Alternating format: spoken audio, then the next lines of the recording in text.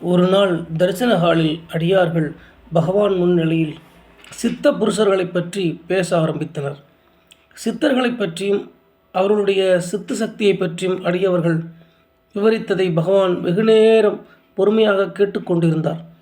பிறகு பகவான் சற்றே வெறுப்பு தோன்ற கூறினார். சித்தர்கள் சாதனையும் தவமும் செய்து எத்தனையோ பெறுகிறார்கள், எங்கிருந்தோ பெறுகிறார்கள் என்று கூறுகிறீர்கள். உருவமற்ற ஆன்மஸ்வரூபமான நாம் ஓர் உடலை பெற்றிருக்கிறோமே, இது ஒரு சித்தி அல்லையா? கண், காது, மூக்கு, வாய், கைகால்களுடன் கூடிய நம் சித்தர்கள் அல்லவா? உணவு வேண்டுமென்றால் நாம் அதை பெறுகிறோம். குடிக்க நீரோ பாலோ வேண்டுமென்றால் அவற்றை நாம் பெறவில்லையா? இவையெல்லாம் சித்திகள் தானே.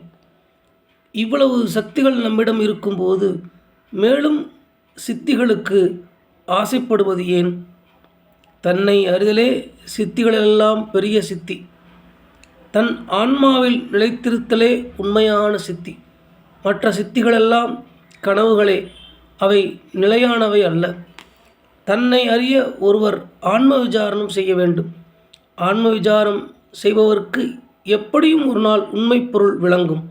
இதுதான் சித்திகளுக்கெல்லாம் பெரிய சித்தியாகும் என்று அறிவுறுத்தினார் பகவான்.